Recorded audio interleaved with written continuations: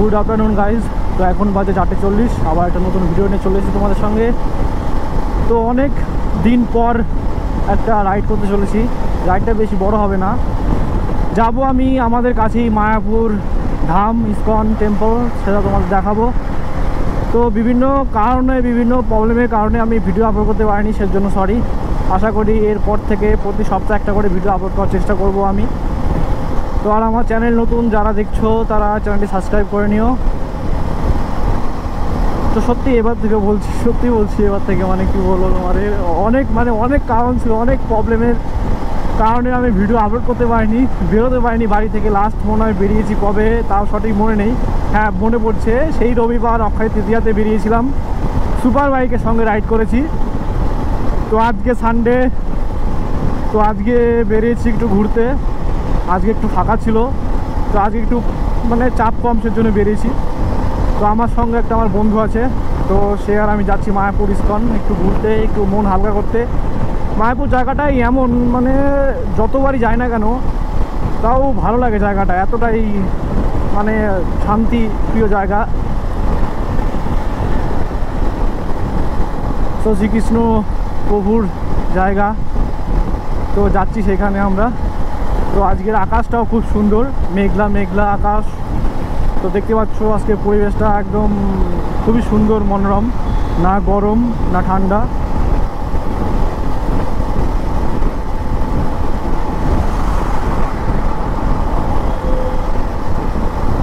আজকে জানি না বড় টেম্পলের ভিতরে ঢুকতে পারবো কি না, টাইম পেরিয়ে গেছে 4:30 থেকে 5টার মধ্যে ঢোকার মানে টাইম।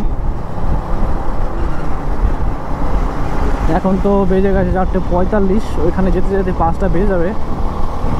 তো সামনে মেঘ করেছে, জানি না কি হবে, বৃষ্টি হবে। রেনকোট এনেছি অবশ্য আমি, তো কিন্তু যে আমার সঙ্গে এসেছে সে তো রেনকোট আনেনি, সে নিঘাত বৃষ্টি হলে ভিজবে, আমি তো রেনকোট পরেই নেব। এমনিতেই প্রবলেম চলছে, তারপর যদি আবার ঠান্ডা গরম লেগে যায় এই অবস্থায় খারাপ হয়ে যাবে। আমি কথা বলছি পেছন থেকে জিজ্ঞাসা আছে কিছু বলছিস নাকি, এটাই প্রবলেম। বাইক চালানোর সময় হেলমেটের ভিতরে কথা বললে পেছনে কেউই শুনতে পায় না, মানে বোঝা যায় না যে কী বলছে। তো দেখতে দেখতে আমরা অনেকটা দূর পেরিয়ে গেলাম, এখন আছি ভোলাডাঙ্গা। এখান থেকে আর কিছুটা দূর, তারপরে মায়াপুর মোড়।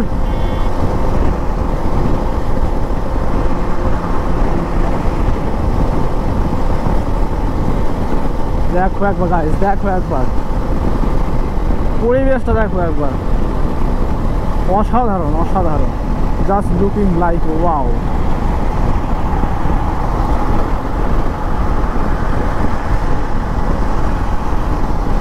ও মাই গড, ওইদিকে বৃষ্টি হচ্ছে গাইস, বৃষ্টি হচ্ছে ওইদিকে মায়াপুর। তো ওইদিকে ঠিক ওইদিকে মায়াপুর, গঙ্গার ধার, গঙ্গার পাশে মায়াপুর। ওই অবস্থা, বৃষ্টি হচ্ছে ওইদিক দিয়ে, কালো হয়ে গেছে ওইদিকে, বৃষ্টি হচ্ছে।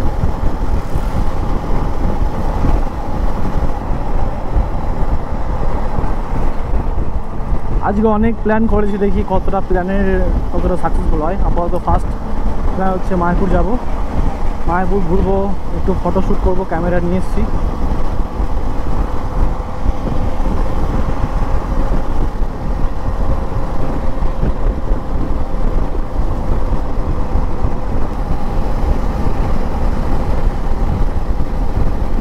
তো আমরাও চলে এসেছি মায়াপুর মোড়।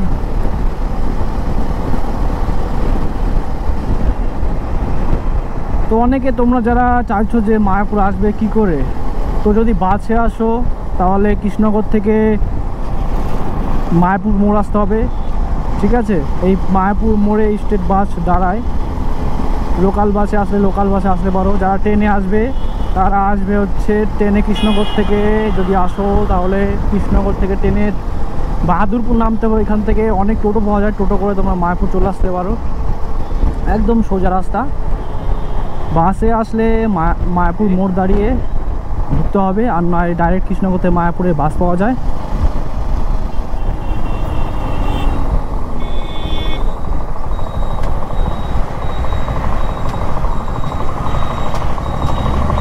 এই তো ডান দিকে চলে গেল মায়াপুর। তো এখানে স্টেট বাস দাঁড়ায়, অনেক সময় দাঁড়ায়ও না, ভালো হবে তোমরা কৃষ্ণনগর থেকে মায়াপুরে বাসে চড়ে আসলে তোমাদের ভালো হবে। আর যদি ট্রেনে আসো তাহলে বাহাদুরপুর নামতে হবে, এখান থেকে অনেক টোটো পাওয়া যায় মায়াপুরের, বেশি ভাড়াও না।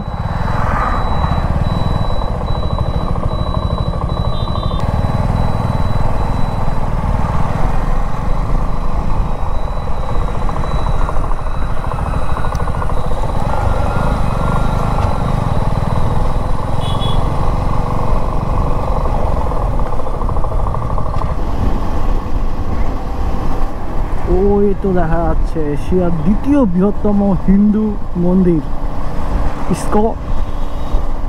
আর একটু ভালো দেখা যাবে সামনে গেলে, মোড়টা ঘুরলেই আরো একটু ভালো দেখা যাবে।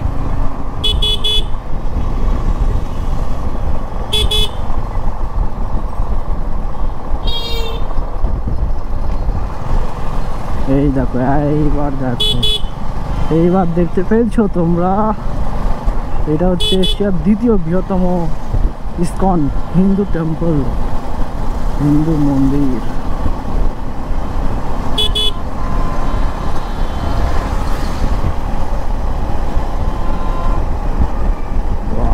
অসাধারণ, মুগ্ধ। আর সামনে দেখতে পাচ্ছি ছোট একটা সাদা রঙের, ওইটা হচ্ছে পুরনো। আমরা এই যে এখান দিয়ে ঢুকবো, আগে যাব না, এখান দিয়ে প্রবেশ, গাড়ির প্রবেশ গেট।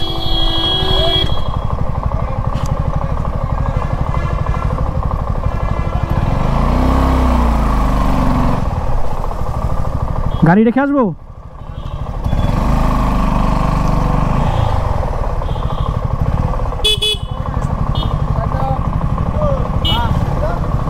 ও ভাই সাহাব, এত ভিড়।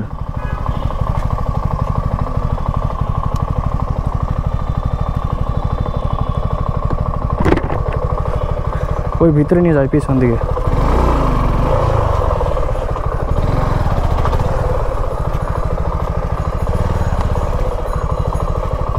এমন অবস্থা হয়ে আছে,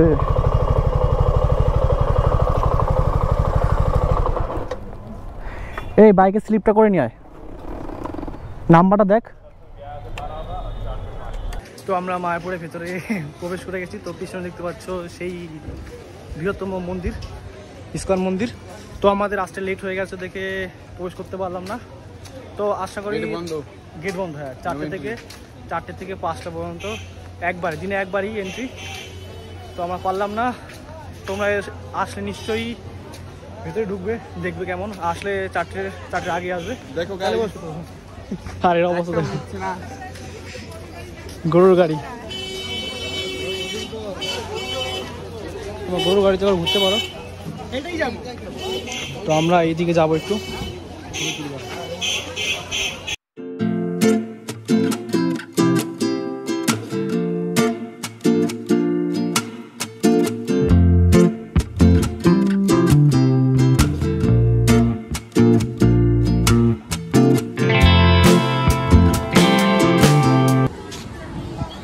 এইখান থেকে দেখো ইস্কনটা কেমন দেখা যাচ্ছে।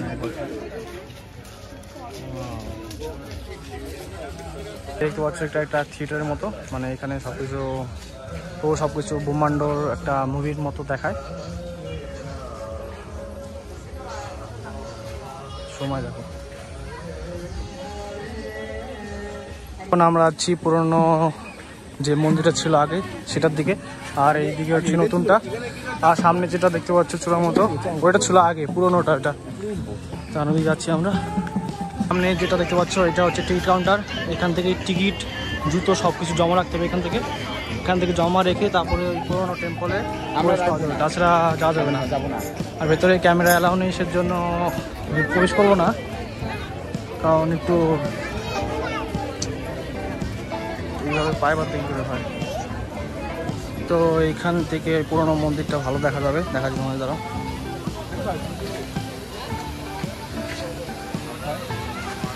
আর এইটা হচ্ছে নতুন টেম্পল। তো গাইস দেখো একবার, এটা দেখো একবার, 15টা অসাধারণ। পাশে ফোবারা চালু করে দিয়েছে।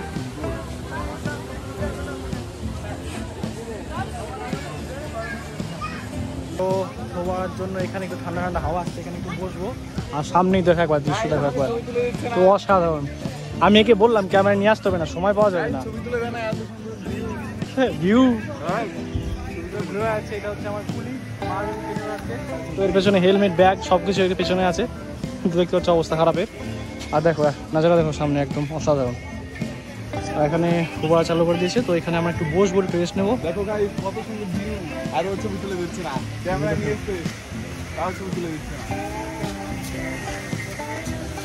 দেখো একবার জাস্ট ওয়াও।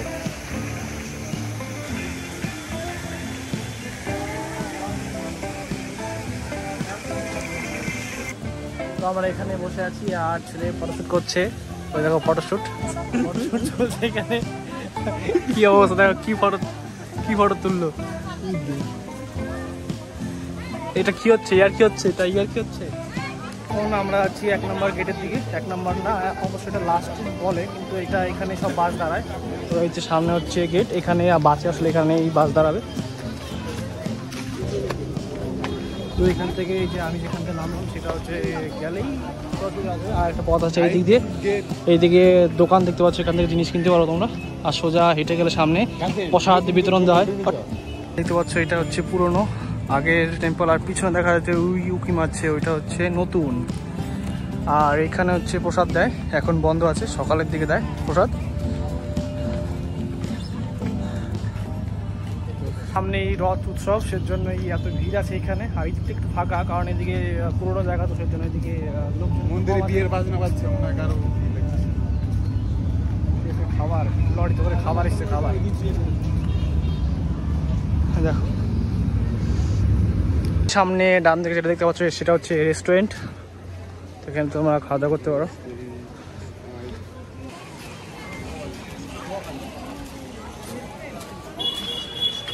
এই হচ্ছে রেস্টুরেন্ট, দেখো তোমরা। এটা হচ্ছে মন্দিরের সামনে থেকে আসলো, এটা সোজা চলে গেল। আর এদিকে যদি যাদের চাচ্ছে, এটা হচ্ছে গোশালার সামনে, এটা দিয়ে সোজা চলে গেলে গোশালার দিকে। আর এটা সোজা চলে গেলে মন্দির দেখতে পাচ্ছ, মন্দিরের দিকে চলে যাবে তোমরা। আর এই বাঁদিকে দেখতে পাচ্ছ এটা হচ্ছে প্রসাদ বিতরণ হয় এখানে, কিছু টাকার মূল্যে এখানে প্রসাদ দেওয়া হয়।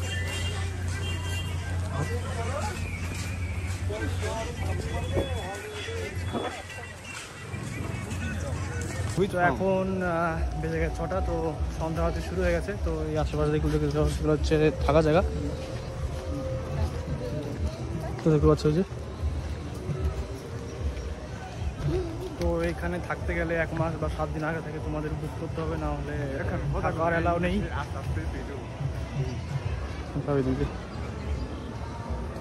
দেখো কত লোক। জায়গায় হচ্ছে সন্ধ্যার আরতি হচ্ছে, তো ওই যে এক জায়গায় টিভি লাগিয়ে দিয়েছে, দেখতে পাচ্ছ। ভিতরে সন্ধ্যার আরতি হচ্ছে এখানে। আর এখানে নগর কীর্তনের মতো অনুষ্ঠান হচ্ছে এখানে। তো অনেক হাঁটাহাঁটি ঘোরাঘুরির পর এখন একটু বসলাম। তো দেখতে পাচ্ছ পুরো গার্ডেনটা কেমন, একদম অসাধারণ। অনেকে বসে আছে এখানে, গল্প গুজব করছে। সামনে মন্দির, সামনের লুকটাও খুব সুন্দর লাগছে। এখন রেস্ট নেবো এখানে, দিয়ে বিকালের দিকে এখান থেকে বেরিয়ে যাব। তো বিকাল হয়ে গেছে বলতো, মানে একটু রাত হবে বাড়ি যেতে। তো এখান থেকে আরেক জায়গায় যাওয়ার ইচ্ছা আছে, দেখি কী হয়। দুর্গা আশ্রমে যাওয়ার ইচ্ছা আছে, যদি বেশি রাত হয়ে যায় তাহলে দুর্গা আশ্রমে যাবো না, সোজা বাড়ি দিয়ে যাবো। তো ভিডিওটি সারালে। তো আমাদের মায়াপুর ঘোরা হয়ে গেছে, এখন বাজে 7টা 25। তো এখন বেরিয়ে যাব এখান থেকে। তো এখন যাব দুর্গা আশ্রমের দিকে।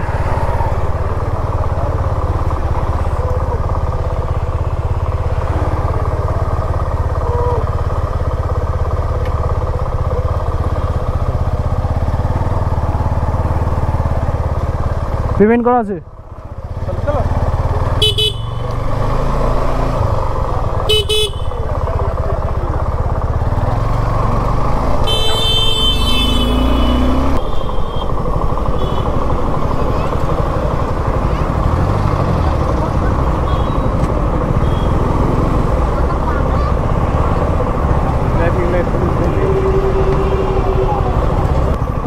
আমার একটা বন্ধু ঢুকেছে দুর্গা আশ্রমে, ফোন করে বললো আয়, তাই দেখা করতে যাবো এখানে।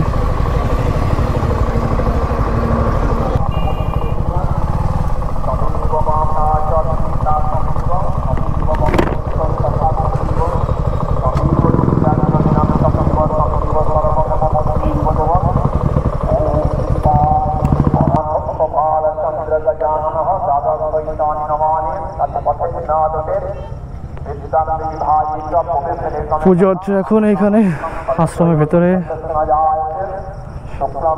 এই দেখো দুর্গাশ্রম, শিবের মন্দির, এই যে ছ্যামড়া দুটো এসছে, ছ্যামড়া দুটো। আর এই যে বাবা এখানে বসে আছে, ওইটা হচ্ছে দুর্গাশ্রম মানে দুর্গা মন্দির। এটা হচ্ছে শিবের টেম্পল, তোমরা দেখতে পাচ্ছ শিবলিঙ্গ আছে এখানে। আর এখানে শিব ভোলে বাবা বসে আছে জলের উপরে, পদ্ম ফুলের উপরে। পদ্ম ফুল না মানে পাহাড়, সরি পাহাড়ের উপরে। এ হচ্ছে পরিবেশ।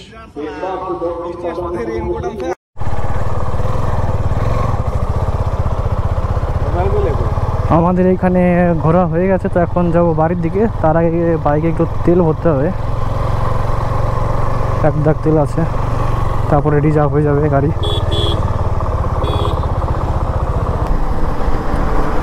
তো ভিডিওটি এই পর্যন্ত রাখবো, আবার দেখা হচ্ছে পরে একটা ব্লগে। তো টাটা। আর ভিডিওটি কেমন হলো কমেন্টে জানাবে, আর ভালো লাগলে একটা লাইক করো, আর চ্যানেল নতুন হলে চ্যানেলটি সাবস্ক্রাইব করে নিও। টাটা, আবার দেখা হচ্ছে পরে একটা ব্লগে। টাটা।